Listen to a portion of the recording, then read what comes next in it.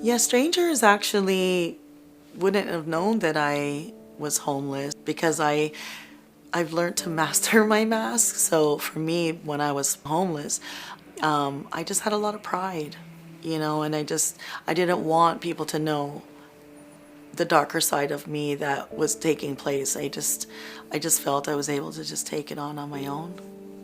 I don't think anybody would notice that I was homeless because I've always carried myself as middle class, professional, look like I have a 9 to 5 job, clean, pretty.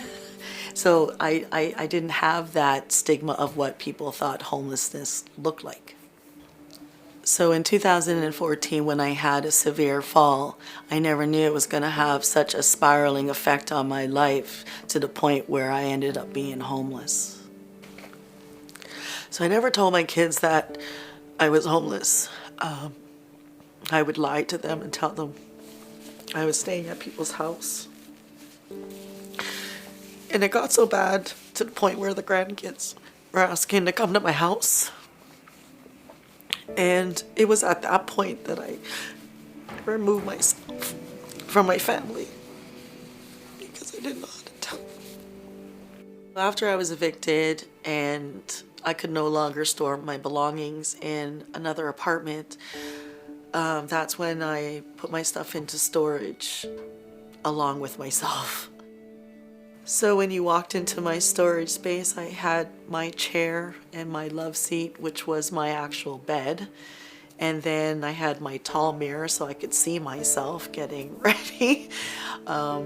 You're making up excuses to everybody. Can I take a shower? My water's off, or, not knowing.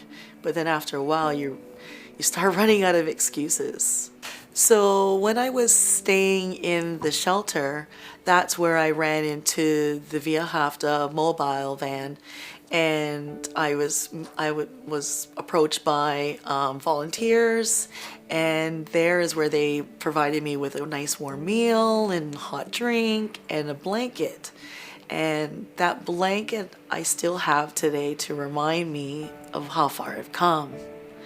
And it was nice to know that that is out there for people that are either experiencing homelessness or just having a hard time or maybe just hungry. My life started to turn around, and there is where I met a girl by the name of Maria, and she happened to be a graduate of Via Hafta Street Academy. And that's when she told me about the program, and for me it was just like that was a turning point for me, because then I knew this was my next path, this was my next journey, this was where I was supposed to be headed. So for those that are volunteering, I just want you to know that you may not see the impact you are making on one's life, but you are, and it means a lot. We may not be able to tell you, but deep down you've allowed us to feel visible. I grew with Via Hafta, and it helped me grow as a person as well, because now I can be non-judgmental and I can give back. After I graduated from Via Hafta Street Academy, once a month we would get together for our alumni. And there is where I found out about this project that they were having called the My Toronto Photography Project.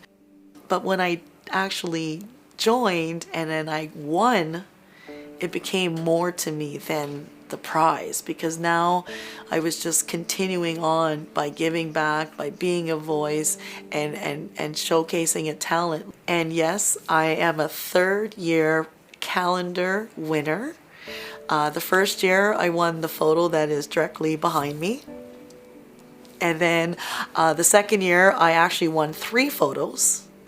And then this year I won a photo again for the My Toronto calendar for the 2020, and also was voted by the public for People's Choice. So through Via Hafta, I've been able to be given another platform to be able to share my story and help those understand the true meaning behind homelessness and in hopes of steering away from what the stigma is. And Via Hafta has allowed me to have those opportunities by doing public speaking, by being an ambassador now for Via Hafta. Just don't be afraid to ask for help. I think that is like the first step. Because for me, it was the hardest thing in the world to swallow my pride and say I need help.